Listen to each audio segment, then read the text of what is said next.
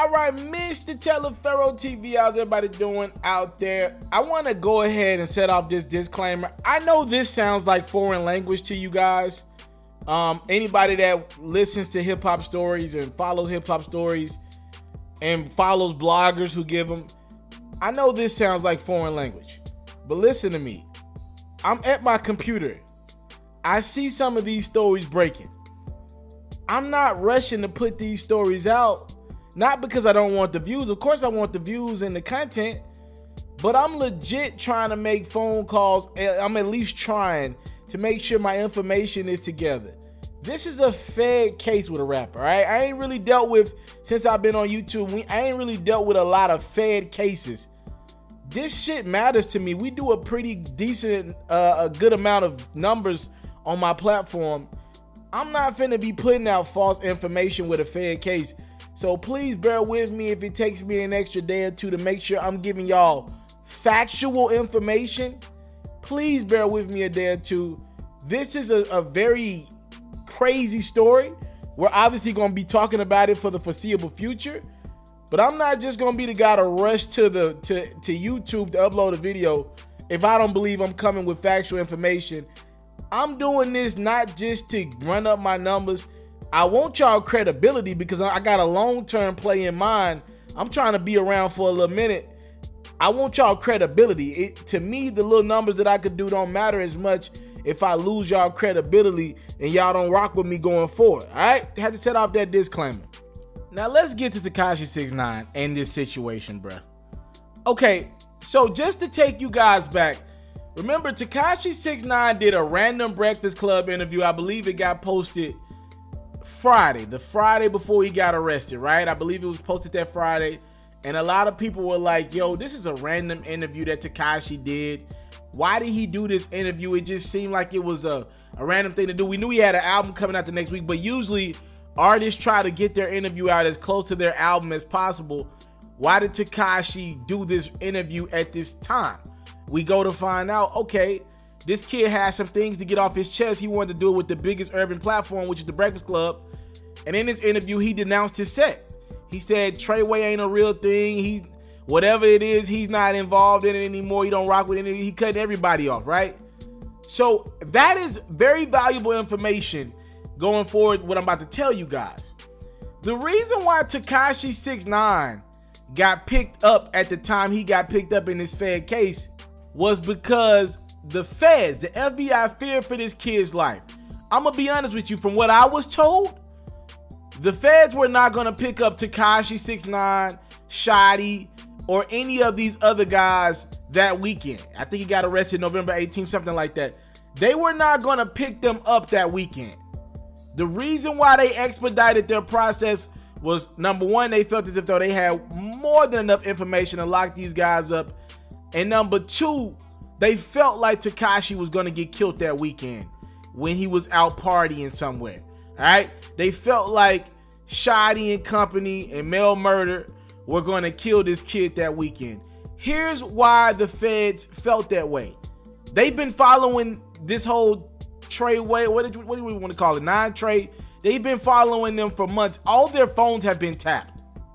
All their phones have been tapped. So they've been literally listening to information, gaining all the facts, and this 9 Trey crew, they've been talking. Here's what happened. This is why they picked up Tekashi 6ix9ine, Shotti, Mel Murder, and all these guys early.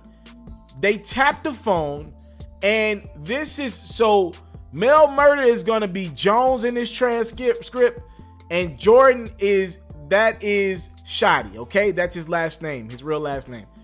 Mel Murder says Tekashi, by the way, Hernandez is Tekashi, all right? He says Tekashi is trying to dry snitch at the same time, homie. But he keeps saying, fuck Treyway, fuck that, fuck that nigga.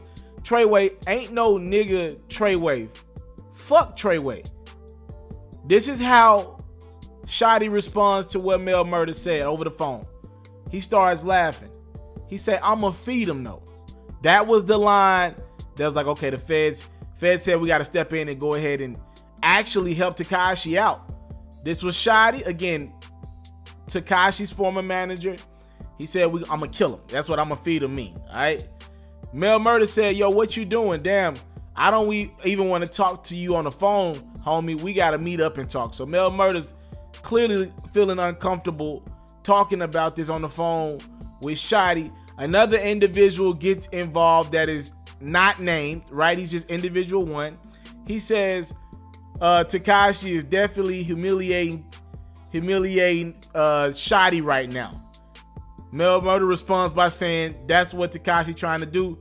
That's what he's trying to do. He's trying to separate himself.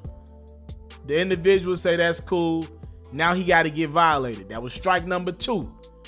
And then Mel Murder responds by saying, yeah, we got to super violate him, super duper. Ain't no much he can really do unless he run with 100 armed security guards all day. The individual responds to Mel Murder and say he ain't got enough money for that. Mel Murder said that's a fact and he just canceled all his shows. Then the individual says he's not a gang member no more. Mel Murder say, nah, he ain't nothing. The individual says that's what Shotti need to make sure he do. Mel Murder say, yeah. The individual says, just tell that nigga he not a gang member no more. He kicked out the whip. He was never a gang member, nigga. Shotti needs to like expose him. And Shotti got to figure it out before they got to violate Tekashi. Mel Murder responds with yes. The individual says if Tekashi think he gonna be going to strip clubs and that type of shit, like Shotti, better get on his A game. Mel Murder says they gonna be riding that nigga scrap. Shotti don't got nothing to lose no more. This is all he have. The individual responds by saying, well, he better get to violating and he better stalk Tekashi every move. So that is a transcript that happened right after Tekashi's Breakfast Club interview. I believe that interview got posted on the 17th, 16th or 17th, somewhere along the lines of that. And this is why the feds picked up Tekashi and company. Again, they had already had a looks like a 2 or 3 year long investigation on this crew, and they was just letting shit stockpile. It looks like they were gonna let it stockpile for at least the rest of 2018. The feds were like, yo, we just got to pick this dude up. After listening to this conversation, we don't think Tekashi's going to make it through the weekend. And they don't want to lose Tekashi. They don't want to see Tekashi 6ix9ine get killed. I'm going to be honest with you. The reason why they don't want to see Tekashi get killed is because they believe Tekashi 6ix9ine is the guy that's going to snitch on his homies and feed them the information that they need to lock the other guys up for life. That is the reality of the situation. So essentially, they didn't want to lose not only somebody who's gonna do some time, but probably their best witness to all this stuff. If it's true that Tekashi ain't really built like that, but he was just around a lot of the shit that was happening. If that ain't bad enough, here's the second part of some more information I found out. Tekashi 6ix9ine and his lawyer, and all these guys, Shotti and company, they just found out in the mix of their crew, not only were their phones wiretapped, there's a snitch in their crew. So somebody has already been snitching. I don't know if there's somebody in the crew already working on his plea deal under the table and we'll never find out about it. Who knows who it is, but apparently it's not Tekashi. It's somebody that's been in their crew and he or she has been working with the feds for quite some time, feeding them information, letting them know the ins and outs of their operation. And that's how the feds were able to start their case. And every time the feds were able to gain information and kind of follow these guys, one reason why it was so easy was because they got a snitch within their circle. By the way, Tekashi 6ix9ine's attorney did admit the other day, like, yo, this is very concerning if the feds do have a snitch or an informant inside of their circle. That's very damning information for Tekashi as he's looking for a bail or just looking for hope right now. Let me tell y'all something. A fan, and salute to this fan. The fan was a young kid, right? I'm guessing he's a huge Tekashi 6ix9ine fan. His name is like something 6ix9ine on Instagram or something like that. The fan asked me straight up and down, Taliaferro, I think this was yesterday. He said, Taliaferro, do you think Tekashi 6ix9ine is going to be released from jail in 2019? And I sat there and shook my head, right?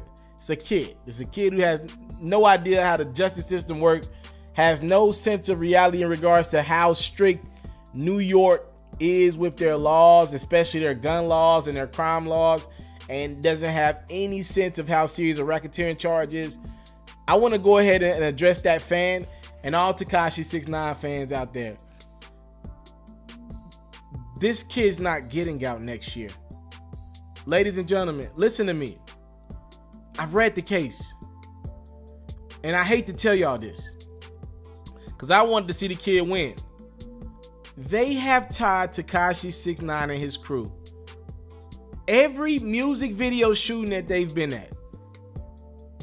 I'm talking about from the Casanova situation in the streets, the freaking Casanova Barclays situation, the 50 Cent video shoot.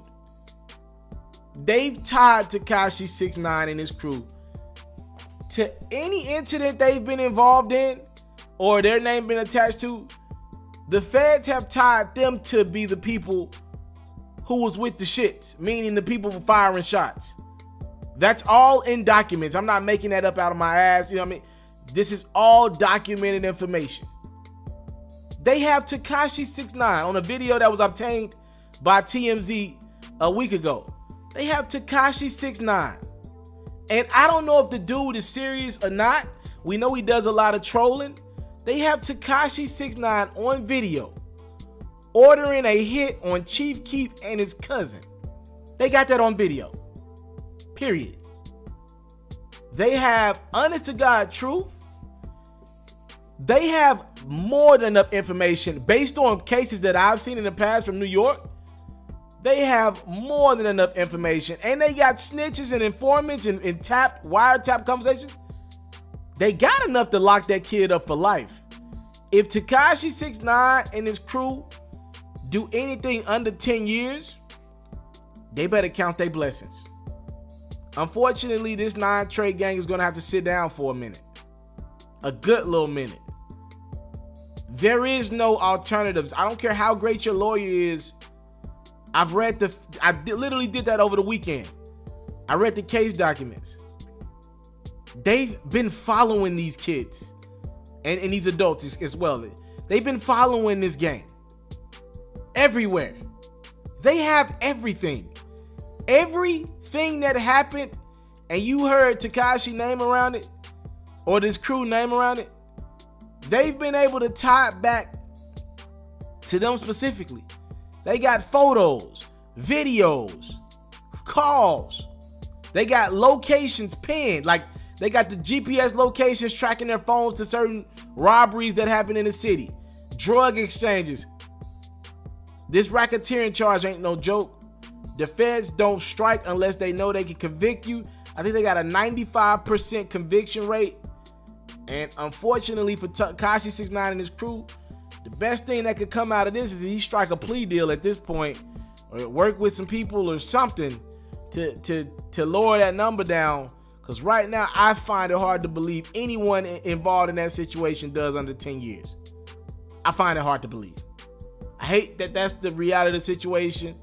But for that young fan who thought this was going to blow over, I know y'all see what y'all see. Y'all seen that Tekashi's been arrested before. You know, he violated his probation and he got more probation, and they didn't make him go back to jail. This is not that. It's a federal case, and they got real evidence against this gang. And I'll just keep you guys updated from there. Thank y'all so much for the time, love, support. Don't take it for granted. Not looking good for Tekashi and company, man. I'm out. I came from nothing, but I want everything God has for me. I interview celebrities. I talk sports. I still represent the culture. I got the kids. They are now tuned in. Yo, we locked in right now, Mr. Taliaferro. Mr. Taliaferro. Mr. Taliaferro. Mr. Taliaferro. Shout out to Mr. Taliaferro. You're watching Mr. Taliaferro TV. Mr. Taliaferro TV. Here with the triple B's, you can't do nothing but win.